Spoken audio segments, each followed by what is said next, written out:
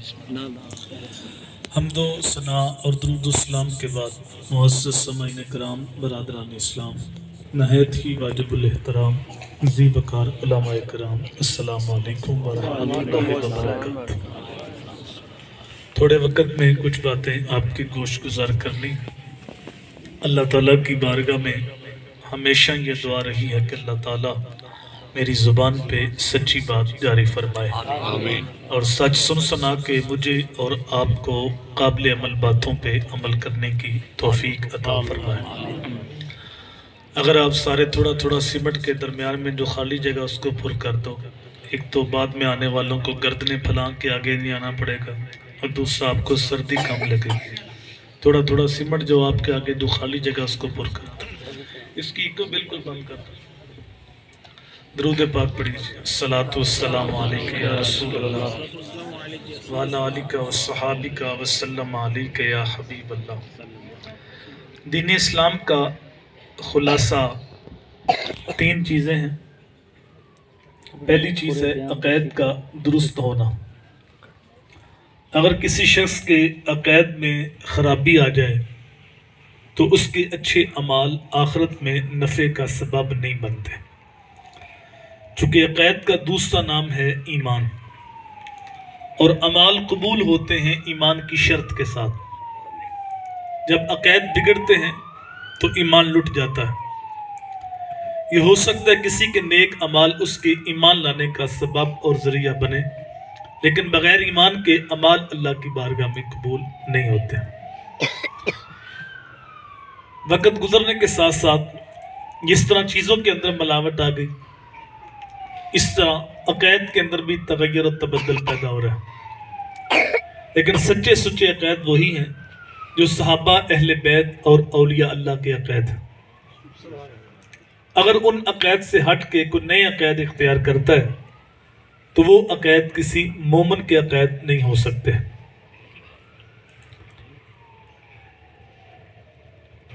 دوسری چیز ہے جو چیزیں اللہ نے فرض کی ہیں، واجب کی ہیں، ان کی پابندی، عبادات۔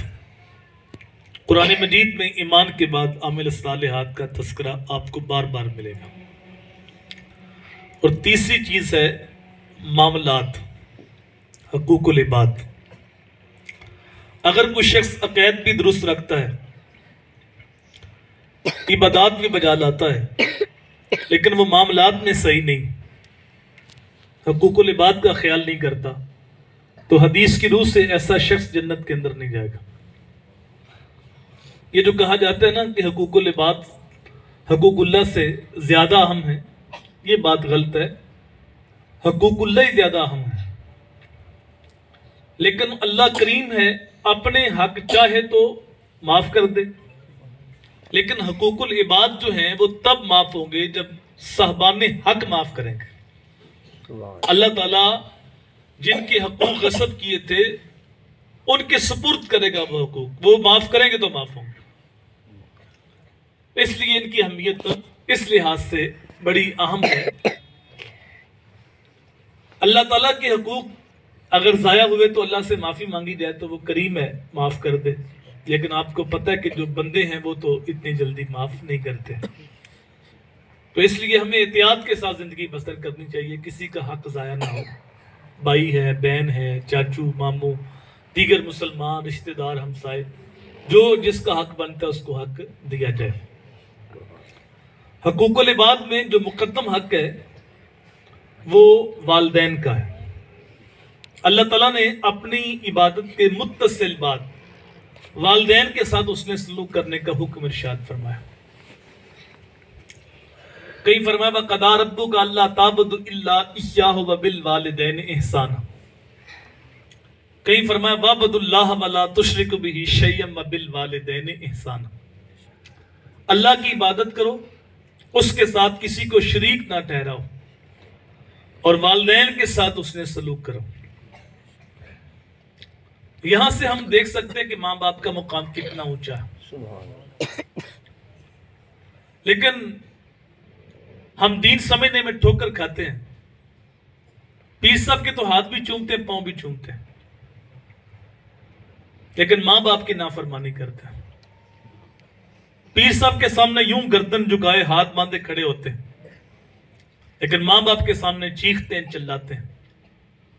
ہم سمجھے نہیں کہ ماں کس ہستی کا نام ہے، ہمیں خبر ہی نہیں کہ باپ کس عظیم ہستی کا نام ہے۔ یاد رکھیے، تمہارا سب سے بڑا پیر تمہارا باپ ہے، تمہاری سب سے بڑی پیر نہیں تمہاری ماں ہے۔ اگر ماں باپ کا دل دکھایا، ماں باپ کی نافرمانی کی، تو یہ مکے والا بابا تو شاہی کو نہیں، یہ پیڑھی والا بابا تو حیثیت ہی کو نہیں رکھتا، یہ 2 نمبر 4 نمبر 420 نمبر پیروں کی تو اوقات ہی کو نہیں۔ وقت کے ولی، وقت کے غوث بھی تمہارے حق میں دعا کریں تو ان کی دعا بھی تمہارے حق میں قبول نہیں ہوگی۔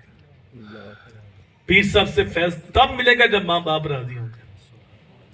اگر ماں باپ کا دل دکھی ہے تو پھر غوث اعظم سے بھی فیض نہیں مل سکتا۔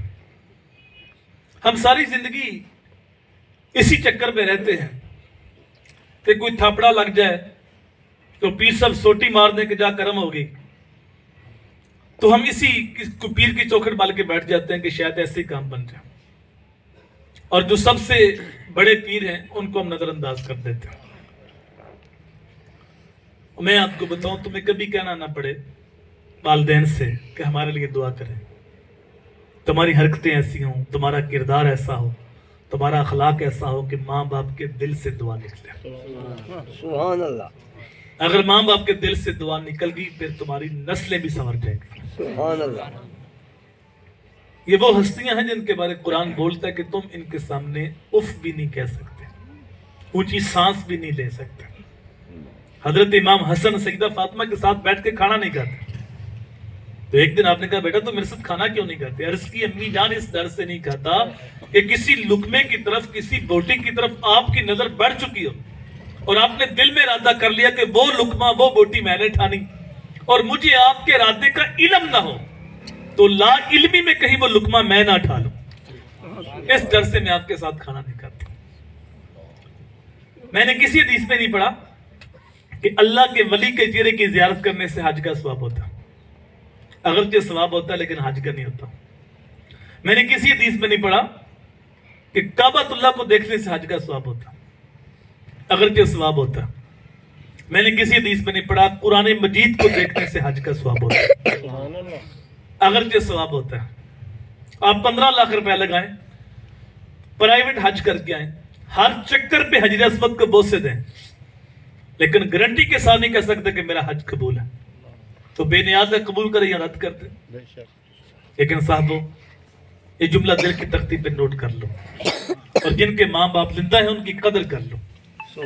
ماں باپ وہ عظیم ہستیاں ہیں، اس نبی کا ہم کلمہ پڑھتے ہیں، اس سونے کا فرمان ہے کہ جس نے محبت کے ساتھ ماں کے چہرے کو دیکھا یا باپ کے چہرے کو دیکھا، اللہ اس کو مقبول حج کا ثواب عطا فرمائے۔ صحابی عرض کرتا ہے بندہ نواز کو دن میں 100 بار دیکھے، تو اسماعیل حقی لکھتے ہیں روح البیان کے اندر، میرے حضور نے فرمایا 100 کیا تم 1000 بار بھی دیکھو اللہ 1000 حج کا ثواب عطا فرمائے۔ تم دیکھ دیکھ کے تھک جاؤ گے، اللہ ثواب دیتا ہوا نہیں تھکتا۔ سبحان اللہ۔ شرک کے بعد سب سے بڑا گناہ ماں باپ کی نافرمانی۔ حضور فرماتے ہیں معراج کی رات میں نے کچھ لوگ دیکھے جو آگ کی شاخوں پہ لٹکے ہوئے تھے، تو میں نے پوچھا یہ کون لوگ ہیں؟ کہا یہ ماں باپ کے نافرمان۔ اللہ اکبر! جب اتنا مقام ہے ماں باپ کا تو 70% ماں باپ روتے ہیں کہ اولاد ہماری بات نہیں مانتی، اولاد ہماری نافرمانی کرتی، اولاد ہمارے حقوق کا خیال نہیں کرتی۔ تو اس کی کیا وجہ ہے؟ تو اس کی بنیادی وجہ یہ ہے کہ آج ہر بندہ اپنے حقوق کی جنگ لڑ رہا ہے لیکن اپنے فرائض سے غافل ہے، اپنی ذمہ داریوں کو بھولا ہوا ہے۔ ہر بندہ چاہتا ہے میرے حقوق مجھے مل جائیں۔ ایک خطیب صاحب ہے تو ان کو شکوہ ہو سکتا ہے کہ مقتدی میرے حقوق کا خیال نہیں کرتے، لیکن ممبر پہ بیٹھ کے میں نے یہاں دینا کیا ہے اس بات سے وہ غافل ہے۔ اللہ ماشاءاللہ، یہ میری ذمہ داریاں کیا؟ اچھے لوگ بھی ہیں، ایک شوہر ہے تو اس کو یہ شکوہ ہو سکتا ہے کہ بیوی میرے حقوق پورے نہیں کرتے، لیکن بحثیت شوہر میرے فرائض کیا ہیں اس سے وہ بے خبر ہے۔ ایک بیوی کو شکایت ہو سکتی ہے کہ شوہر میرے حقوق کا خیال نہیں کرتا، لیکن بحثیت بیوی میری ذمہ داریاں کیا ہیں اس سے وہ یکسر بے خبر ہے۔ اسی طرح ہم نے یہ دیکھا ہے کہ جن ماں باپ نے اپنی ذمہ داریاں پوری کی ہوں، اپنے فرائض کا خیال کیا ہے، ان کی اولاد ساری زندگی ان کے سامنے آنکھ اٹھا کے نہیں دیکھتے۔ سبحان اللہ۔ ان کو یہ شکوہ نہیں ہوتا کہ اولاد ہماری بات نہیں مانتی، اولاد ہمارے حقوق کا خیال نہیں کرتی، ان کو حقوق مانگنے نہیں پڑتے، ان کی جولی میں حقوق گرتے ہیں۔ سبحان اللہ۔ یہ مت سمجھیے کہ صرف ماں باپ کے حقوق ہیں، اولاد کے نہیں۔ اعلیٰ حضرت نے ایک رسالے میں اولاد کے تقریباً 80 حقوق بیان کیے۔ والدین کے حقوق شروع ہوتے ہیں جب اولاد بالغ ہوتی ہے، مکلف ہوتی ہے، لیکن علماء نے لکھا کہ اولاد کا ایک حق ان کے پیدا ہونے سے پہلے، اور وہ یہ کہ ان کے لیے اچھی ماں کا انتخاب کیا جائے۔ ماں مائی راستی ہو تو بیٹا فرید بنتا ہے، سبحان اللہ۔ ماں ام الخیر ہو تو بیٹا غوث اعظم بنتا ہے، اور جب ماں فاطمہ ہو تو بیٹا حسین بنتا ہے۔ سبحان اللہ۔ اس لیے میرے حضور نے فرمایا جب نکاح ہوتا ہے تو 4 چیزیں لوگ دیکھتے ہیں، عورت کا حسن دیکھتے ہیں، اس کی دولت دیکھتے ہیں، اس کی برادری دیکھتے ہیں، اس کا دین دیکھتے ہیں۔ کہا میرے غلاموں، تم نہ حسن دیکھو، نہ تم دولت دیکھو، نہ تم حسب و نسب دیکھو، تم صرف دینداری دیکھو کہ دیندار عورت کون ہے، اور کل میرے بچوں کی اچھی ماں کون ثابت ہوگی۔ سبحان اللہ۔ مرد دیندار ہو تو دین گھر تک پہنچتا ہے، عورت دیندار ہو تو دین نسلوں تک پہنچتا ہے۔ سبحان اللہ۔ آپ تاریخ پڑھ کے دیکھ لیں، جس نے بھی بلند مقام پایا ہے تصوف کے اندر، جو آپ کو چمکتے ستارے نظر آتے ہیں، بڑے بڑے روشنی کے مینار نظر آتے ہیں، ان کے پیچھے ماؤں کا کردار ہے۔ سبحان اللہ۔ وہ ایک ماں ہی تھی جو اپنے پتر کو قاری صاحب کے پاس لے کے قرآن پاک پڑھنے کے لیے، لیکن بیٹا اتنا قابل تھا کہ اس نے 18 سپارے زبانی سنا دیے۔ سبحان اللہ۔ قاری صاحب نے کہا آگے پڑھو، کہا مجھے اتنے آتا، کہا جس قاری صاحب سے یہ پڑھ آگے بھی پڑھ لیتے، کہا میں نے کسی قاری صاحب سے نہیں پڑھا، بلکہ 18 پاروں کی میری ماں حافظہ تھی۔ سبحان اللہ۔ جب ماں کے شکم میں تھا اس وقت بھی قرآن سنتا تھا، جب ماں کی گود میں آیا اس وقت بھی قرآن سنتا تھا۔ سبحان اللہ۔ ماں لوری دیتی، ساتھ قرآن کی آیتیں پڑھتی، ماں دودھ پلاتی، لبوں پہ قرآن کی آیتیں ہوتی، گھر کے کام کاج کرتی، ساتھ قرآن کی تلاوت کرتی۔ یہ 18 پارے میں نے ماں کی گود میں یاد کر لی۔ سبحان اللہ۔ یہی بچہ بڑا ہو کے وقت کا غوث شیخ عبد القادر جیلانی بنتا۔ سبحان اللہ۔ وہ ایک ماں ہی تھی جو اپنے پتر سے کہتی پتر نماز پڑھا کر، تو بچہ کہتا ہے امی نماز پڑھنے سے کیا ملتا ہے؟ کہا پتر شکر کی پڑیا ملتی ہے۔ بچہ وضو کرنے جاتا ہے تو ماں شکر کی پڑیا لپیٹ کے مصلے کے نیچے رکھ دیتی ہے، سلام پھیرنے کے بعد مصلہ اٹھایا تو شکر کی پڑیا مل گیا۔ جب بن مانگے ہر روز بچے کو 5 پیکٹ شکر ملنے لگی تو بچہ نماز کا عادی بن گیا۔ سبحان اللہ۔ ایک دن ماں شکر رکھنا بھول گئی، فوتگی پہ گئی تھی، آتے ہوئے دیر ہو گئی۔ جب نماز کا وقت ہوا تو رب کی بارگاہ میں جولی پھیلائی، اللہ کی بارگاہ میں عرض کی باری تعالیٰ، میں نے بڑی محنت کے ساتھ بچے کے دل میں نماز کی محبت پیدا کی ہے، میری محنت کو ضائع نہ کرنا۔ سبحان اللہ۔ آنکھوں میں آنسو لے کے تیز تیز قدم اٹھاتی، رب کی بارگاہ میں التجا کرتی، گھر پہنچی اور گھر آتی کہا بیٹا اٹھو نماز پڑھ لو۔ عرض کی امی جان آپ گھر میں نہیں تھی، میں نے نماز پڑھ لی ہے، لیکن آج تو نماز کا سرور بھی الگ تھا، آج شکر کا ذائقہ بھی الگ تھا۔ سبحان اللہ۔ ماں شکر رکھنا بھول گئی تو رب نے شکر عطا کر دی۔ یہی بچہ بڑا ہو کے بابا فرید گنج شکر بنتا ہے۔ گود ماندی ہے درسگاہ پہلی، ایتھو زندگی دا نصب العین بنتا ہے، ایتھو داتا خواجہ فرید بن کے دکھی دلان دے واسطے چین بنتا ہے۔ شرم و حیا دی ماں جے ہووے پیکر، پھر پتر بھی غوث ثقلین بنتا ہے۔ سیدہ خاتون جنت جے ماں ہووے طاہر، پھر لال بھی سخی حسین بنتا ہے۔ سبحان اللہ۔ تو یہ پہلا حق ہے اولاد کا، ان کے لیے اچھی ماں کا انتخاب کیا جائے۔ عرب کا مشہور شاعر ابو الاسود دولی، اس نے اپنے بچوں سے کہا تھا بچوں میں نے تمہارے اوپر بڑے احسان کیے، جب تم چھوٹے تھے، جب تم بڑے ہوئے، جب تم پیدا بھی نہیں ہوئے۔ تو بچوں نے کہا جب ہم پیدا نہیں ہوئے، ہمارا وجود نہیں تھا، اس وقت آپ نے کون سا احسان کیا؟ تو ابو الاسود نے کہا تھا بچوں میں شاعر تھا اور میرا قلبی رجحان حسن کی طرف تھا، میرا بھی دل تھا کہ میں کسی حسین لڑکی سے شادی کروں، لیکن جب میں نے شادی کے لیے بیوی کا انتخاب کیا تو میں نے ایسی عورت کا انتخاب کیا جو تمہارے لیے اچھی ماں ثابت ہو سکے. تو یہ میرا احسان تمہارے پیدا ہونے سے پہلے کہ میں نے اپنے جذبات کی قربانی دی ہے. اپنے لیے خوبصورت بیوی نہیں ڈھونڈی بلکہ تمہارے لیے اچھی ماں ڈھونڈی. تو یہ اولاد کا حق ہے. اور بھی بہت سارے حقوق ہیں, تفصیل کے ساتھ عرض نہیں کر سکتا. لیکن جب 7 سال کا بچہ ہو جائے تو میرے حضور نے فرمایا اسے نماز کی تلقین کر. مرو اولادکم بالصلاۃ وہم ابناء 7 سنین واضربوہم علیہا وہم ابناء 10 سنین. 7 سال کے بچے کو نماز کی تلقین کرو, اور جب 10 سال کا ہو جائے پھر بھی نماز نہیں پڑھتا, فرمایا پھر مار کے نماز پڑھاؤ. اگر آپ کی توجہ ہو, اگر ہم نے اس حدیث پر عمل کیا ہوتا تو آج ہماری مسجد نمازیوں سے بری نہ ہوتی. آج سکول آباد ہیں, آج کالج آباد ہیں, آج یونیورسٹیاں آباد ہیں, لیکن مسجدیں بے آباد ہیں. بمشکل 5% لوگ نماز پڑھتے ہیں, 95% لوگ بے نمازی. ایک وقت تھا مسجدیں کچی تھی, لوگوں کے ایمان پکے تھے. ایک وقت تھا مؤذن کے حلق سے آواز نکل کر چند گھروں تک جاتی تھی اور دور دور سے نمازی بھاگے آتے تھے. ایک وقت تھا مسجد میں چٹائیاں کھجور کے پتوں کی تھی, لیکن ان کے اوپر رگڑنے والی پیشانیاں موجود تھی. رات کے پچھلے پیر ان کے اوپر گرم گرم آنسو بھی گرتے تھے. آج مخملی قلین بچھے ہوئے ہیں لیکن نماز پڑھنے والے نہیں. واحد قوم کی وہ پختہ خیالی نہ رہی, برق طبعی نہ رہی, شعلہ مقالی نہ رہی, فلسفہ رہ گیا, تلقین غزالی نہ رہی, رسم ادا رہ گئی, روح بلالی نہ رہی. مسجد مرثیہ کہاں ہے کہ نمازی نہ رہے, یعنی صاحب و صاحب وہ حجازی نہ رہے. آج مسجد نمازیوں کا رات تقریر اور سکول ہمارے بڑے ہوئے. کیوں؟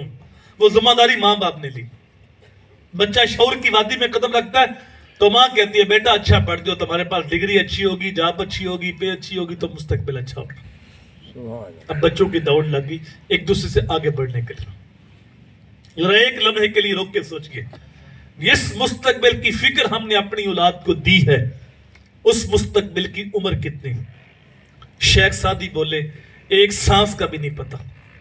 جو سانس اندر ہے اس نے پتہ نہیں باہر آنے کے, اور جو باہر ہے اس نے پتہ نہیں اندر جانے کے. یہ اٹھتے جنازے, یہ ہارٹ اٹیک, یہ بم دھماکے, یہ ایکسیڈنٹ, یہ کرونا وائرس ہمارے لیے کوئی پیغام ہے؟ جہاں میں عبرت کے ہر سو نمونے, مگر تجھ کو اندھا کیا رنگ و بو نے. کبھی غور سے یہ دیکھا ہے تو نے, جو آباد تھے وہ محل اب ہیں سونے. جگہ جی لگانے کی دنیا نہیں ہے, یہ عبرت کی جا ہے تماشا نہیں. ہوئے نامور بے نشان کیسے کیسے, زمین کھا گئی نوجوان کیسے کیسے. یہی تجھ کو دن ہے رہوں سب سے بالا, او زینت نرالی, او فیشن نرالا. جیا کرتا ہے کیا یوں ہی مرنے والا, تجھے حسن ظاہر نے دھوکے میں ڈالا. جگہ جی لگانے کی دنیا نہیں ہے, یہ عبرت کی جا ہے تماشا نہیں. تجھے پہلے بچپن نے برسوں کھلایا, جوانی نے پھر تجھ کو مجنوں بنایا. بڑھاپے نے آ کے کیا کیا ستایا, اجل تیرا کر دے گی بالکل صفایا. جگہ جی لگانے کی دنیا نہیں ہے, یہ عبرت کی جا ہے تماشا نہیں. کتنے آئے چلے گئے صاحب, ہم نے اس مستقبل کی فکر دی, اور ایک مستقبل وہ ہے جو مرنے کے بعد شروع ہوگا. برزخ کی زندگی نہ ختم ہونے والی, قیامت کا ایک دن 50,000 سال کا. اس مستقبل کی فکر ہمارا خالق دے رہا ہے, ہمارا مالک دے رہا ہے, ہمارا رب دے رہا ہے.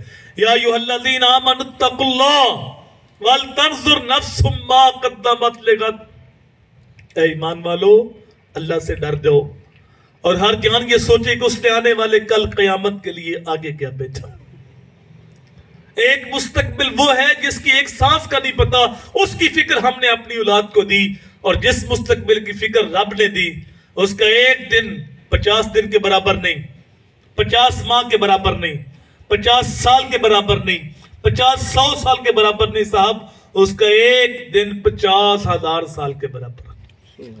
یہ ساری زندگی 50, 60, 70 سال کی ہے, اور اس کا ایک دن 50,000 سال کے برابر. ہم نے اس مستقبل کی فکر دی لیکن اس مستقبل کی فکر اپنی اولاد کو نہیں دی. دیکھ لیں کہیں ہم والدین کے ساتھ زیادتی، اب والدین اپنی اولاد کے ساتھ زیادتی تو نہیں کر رہے؟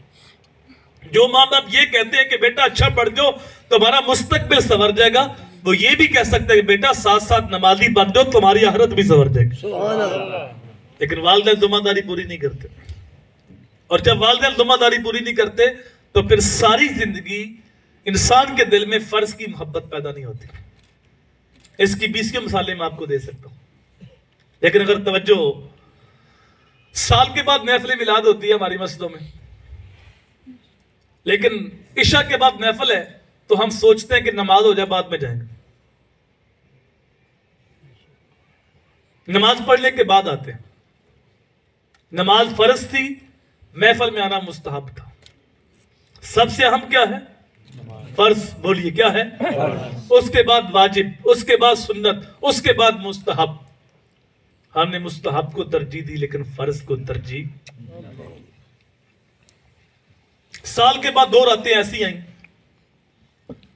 جب ہماری مسجدوں میں رش تھا، شب برات، شب قدر، مسجدیں بری تھی، لیکن ہم دیکھتے ہیں کہ عشاء وقت 1:30 صف ہوتی، گھنٹے بعد مسجد بھر جاتی، لوگ آتے ہیں، توبہ کرتے ہیں، نفل پڑھتے ہیں، دعا مانگتے ہیں، چلے جاتے ہیں، اور فجر وقت پھر 1 صف ہوتی، نہ عشاء پڑھی نہ فجر پڑھی، اور درمیان میں توبہ بھی کی۔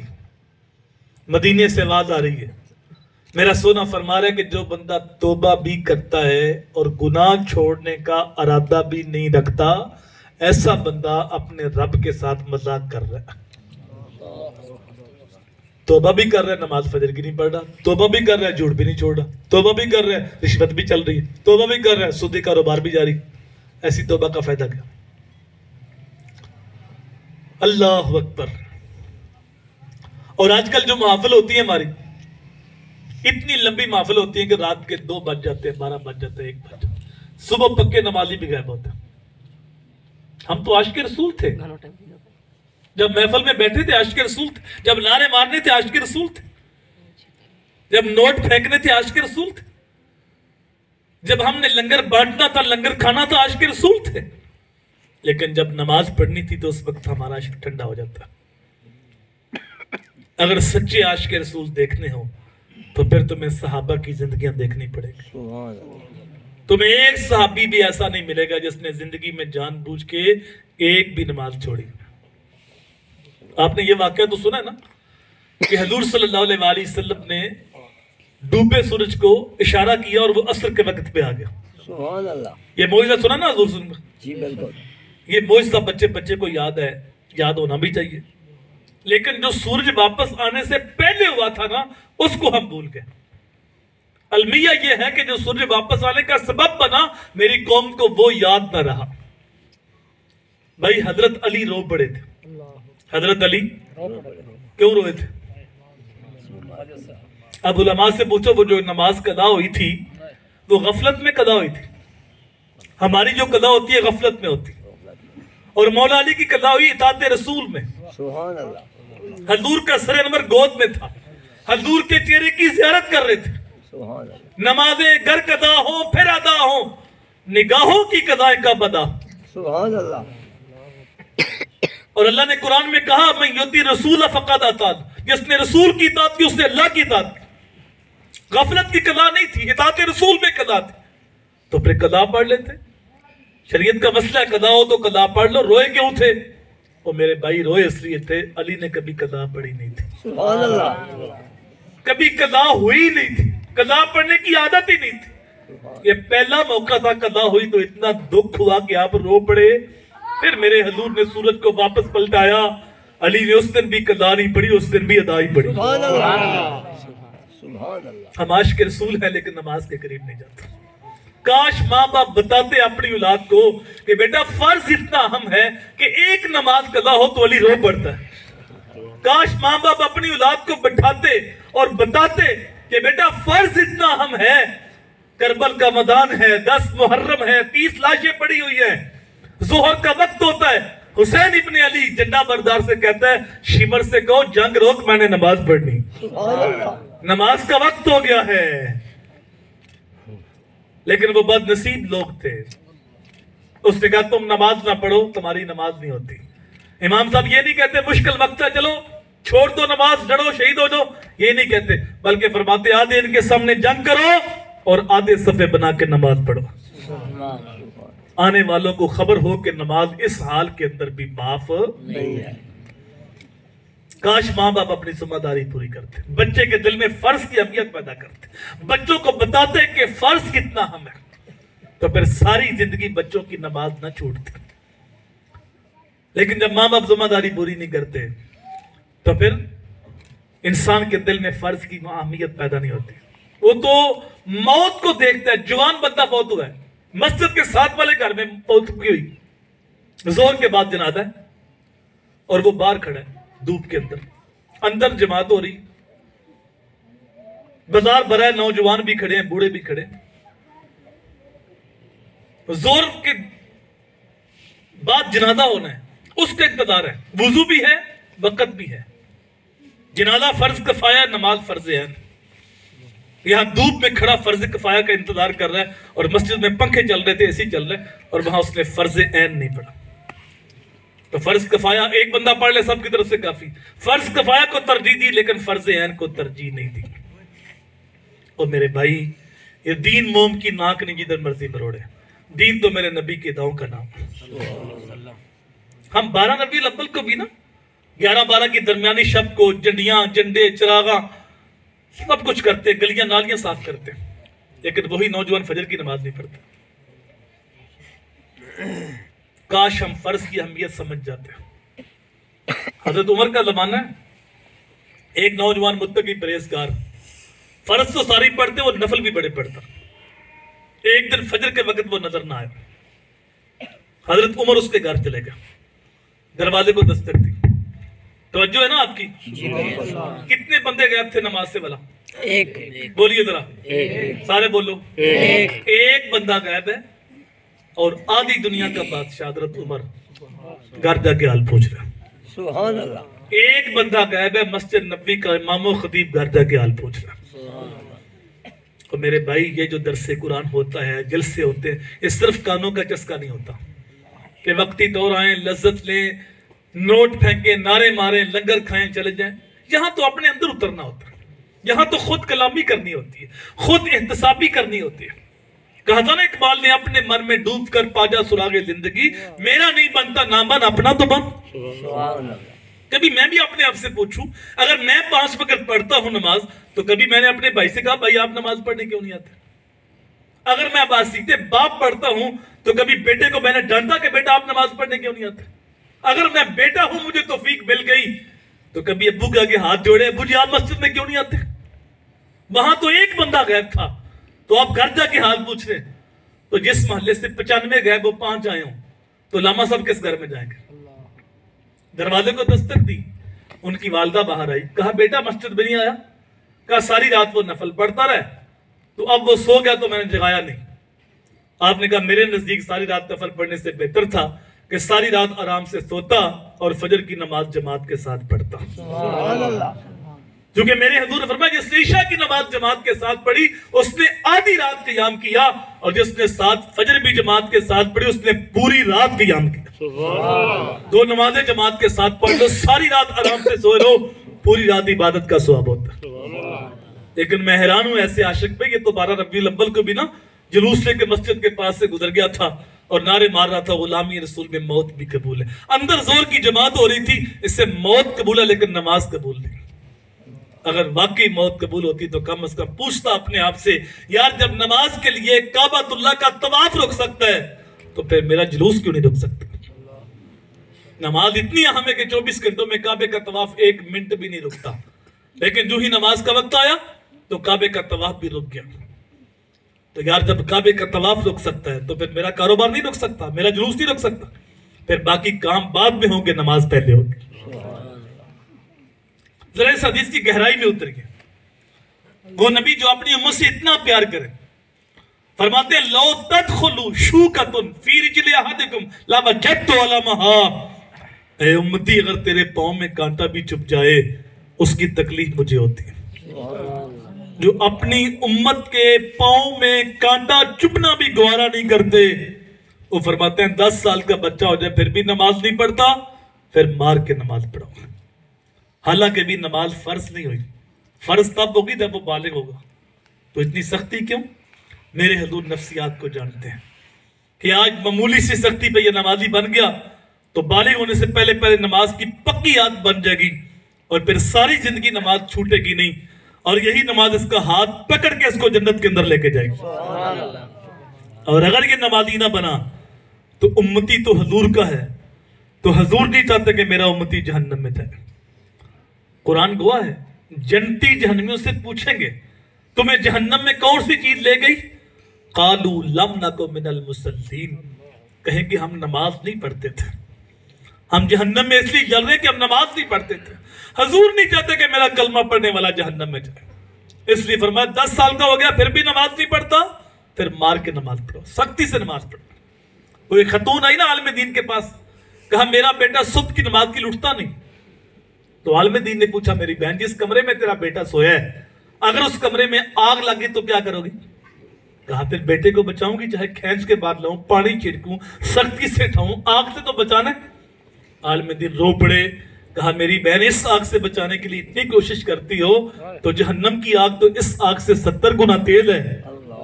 رب کا قرآن بولتا یا ایھا الذین آمنوا قوا انفسکم واہلیکم نارا، اے ایمان والو اپنے آپ کو اور اپنے گھر والوں کو جہنم کی آگ سے بچا لو۔ تو جب اس آگ سے بچانے کے لیے کوشش کرتی ہو تو پھر تمہیں جہنم کی آگ سے بچانے کے لیے بھی کوشش کرنا ہوگی۔ تو والدین کی ذمہ داری ہے، اولاد کا بنیادی حق ہے کہ بالغ ہونے سے پہلے پہلے ان کو نماز کا پکا عادی بنا دیں۔ آخری حدیث، میرے حضور نے ہر امتی کو پیغام دیا، ادبوا اولادکم علی ثلاث خصال، حب نبیکم وحب اہل بیتہ وتلاوۃ القرآن۔ فرمایا میرا ہر امتی اپنی اولاد کو 3 چیزیں لازمی سکھائے۔ یہ نہیں فرمایا کہ اپنی اولاد کو تم پلازے بنا کے دو، بلڈنگیں بنا کے دو، گاڑیاں خرید کے دو، وہ ان کے جو مقدر کر کو ملنے ہے۔ صحیح حدیث میں آتا ہے جب بچہ ماں کے پیٹ میں 120 دن کا ہوتا ہے تو فرشتہ آگے اس کی عمر بھی لکھ جاتا ہے، اس کا رزق بھی لکھ جاتا ہے۔ اب جو لکھا وہ ملتے رہنا۔ تم باسیتے والدین اگر اپنی اولاد کو کچھ دے سکتے ہو تو 3 چیزیں۔ سب سے پہلے فرمایا حب نبیکم، اپنی اولاد کو اپنے نبی کی محبت دو۔ نبی کی محبت ہوگی تو سینے میں ایمان محفوظ رہے گا، اگر سینے میں نبی کی محبت نہیں ہے تو وہ سینہ کسی مومن کا سینہ نہیں۔ وہ حب اہل بیت ہی، دوسرا فرمایا نبی کے گھر والوں کی محبت سکھاؤ۔ جس طرح نبی کی محبت لازم ہے اس طرح آل نبی کی محبت بھی لازم ہے۔ اور امام شافعی نے قلم توڑ دی، کہا نبی کے گھر والوں تمہاری محبت ہمارے اوپر کیوں لازم نہ ہو؟ ہماری تو اتنی دیر تک نماز ہی نہیں ہوتی جب تک آپ پہ درود نہیں پڑھ لیتے۔ اللہم صلی علی محمد والا آل محمد جب تک نہ کہو نماز مکمل نہیں۔ اور تیسرا فرمایا اپنی اولاد کو قرآن کی تعلیم دو۔ صاحب ہوا یہ کہ ہم نے دنیاوی تعلیم کے لیے اتنے حریص ہیں کہ بیرون ملک سے تعلیم دلواتے ہیں، لاکھوں روپے خرچ کرتے ہیں، لیکن دین کی تعلیم مفت ملے، ہمارے گھر میں ملے، محلے میں ملے، ہم لینے کے لیے تیار نہیں ہوتے۔ نتیجہ کیا نکلا؟ بیٹا ڈگری ہولڈر بن گیا، پی ایچ ڈی کر لی، ایم فل کر لیا، لیکن باپ نے دین نہیں دیا تھا، باپ فوت ہو گیا، اب بیٹے کو غسل دینے کا طریقہ بھی نہیں آتا، وہ غسال ڈھونڈتا پھرتا۔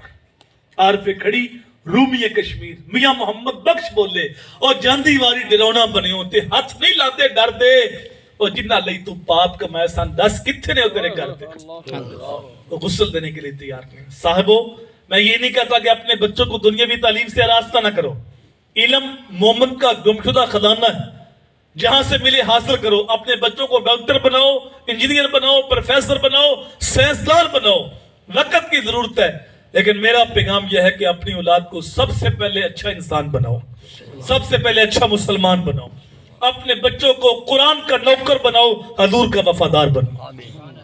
کالج جانے سے پہلے جو فرض علوم ہے نا وہ ان کو سکھا دو، جن عقائد کا، جن اعمال کا، جن اخلاقیات کا جاننا لازم ہے، فرض ہے، وہ اپنی اولاد کو سکھا دو۔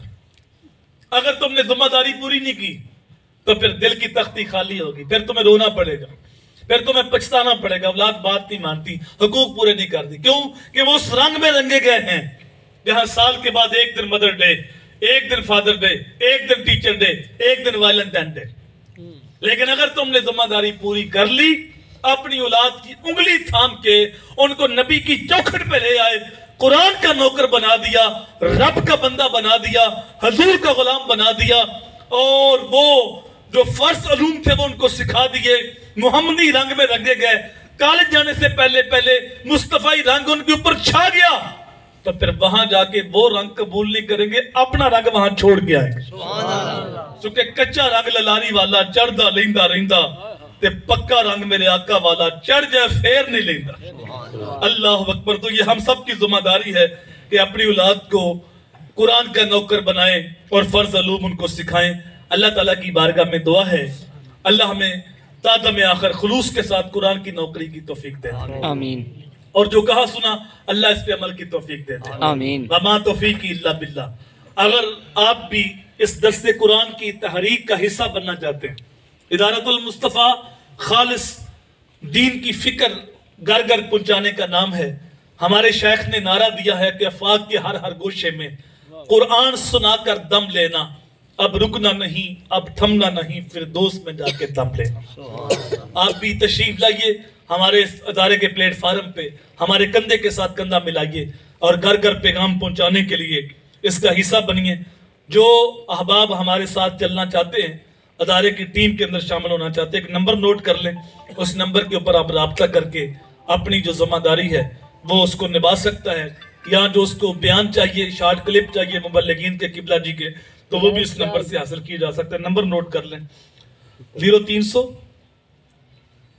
34 53 335 0300 34 5 333 آگے پھر 5۔ اللہ عمل کی توفیق عطا فرمائے۔ اللہم صلی علی حبیب سیدی محمد وآلہ وسلم۔ اللہم انی اسألک العفو والعافیت والمعافات الدائمۃ فی الدین والدنیا والآخرہ۔ اے اللہ ہمارے ماں باپ کی، ہمارے اساتذہ کی، حضور کی ساری امت کی مغفرت فرما۔ آمین، آنے والوں کو قدم قدم پہ برکت عطا فرما۔ آمین، جن لوگوں نے درس کا انعقاد کیا، دعوت دی، تشہیر کی، مالی معاونت کی، اے اللہ سب کو رزق حلال، رزق وسیع، رزق سہل، رزق کشادہ عطا فرما۔ آمین۔ جن علماء نے سرپرستی فرمائی ان کی علم و عمل خلوص میں مزید برکت عطا فرما۔ آمین۔ مالک جینا شان سے، مرنا ایمان سے عطا فرما۔ صلی اللہ تعالی علیہ وسلم۔